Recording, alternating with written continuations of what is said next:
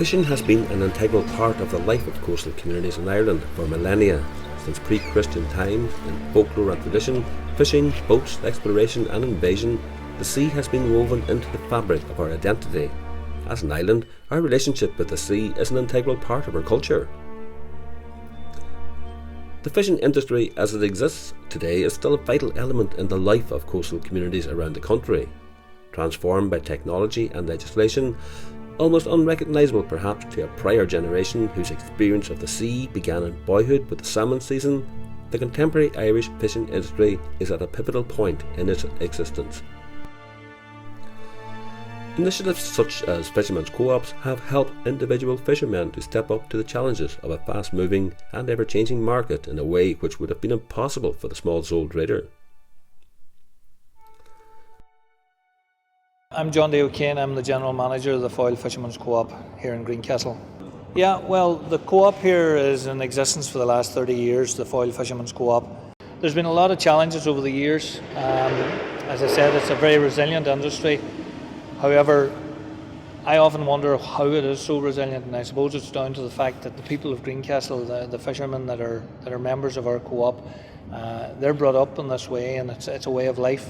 And again, we're now faced with another challenge in Brexit, and that's massive for us because a lot of the waters that our boats fish in are so-called UK waters, if you like, and it's the same for the people in Killybegs, the boats in Killybegs. And these are major challenges that that we're having to face all the time.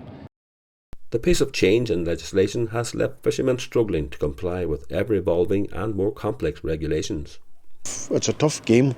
The big thing is now that we have to go and find fish. When we find them, that used to be our job done. We could find them, we could catch them, we could bring them home. Now we can go and find them, and you can say, sorry, I have no quota, I must go in now and find some other species.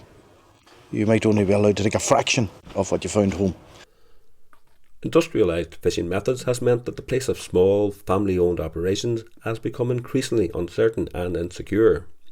The enormous investment required to commission a new boat has seen some faced with a stark choice. Andrew Ward, I'm originally from County Wicklow. I went to Killybegs originally fishing, and then I fished in Greencastle and fished on various boats, and I ended up out my own boat, and I fished until 1998. You didn't have to be a scientist or anything to realise the way the stocks were at the time. White fishing went through a particular bad patch at the time, and it kind of wasn't getting any better, and then you smell the coffee, for want of a better way of putting it. And I think the type of boat I had, definitely 75-foot trawler, 30 years of age, you're either going to have to invest in a newer, more modern boat with a very large loan and repayments, or you're going to have to do something different. And I decided the latter.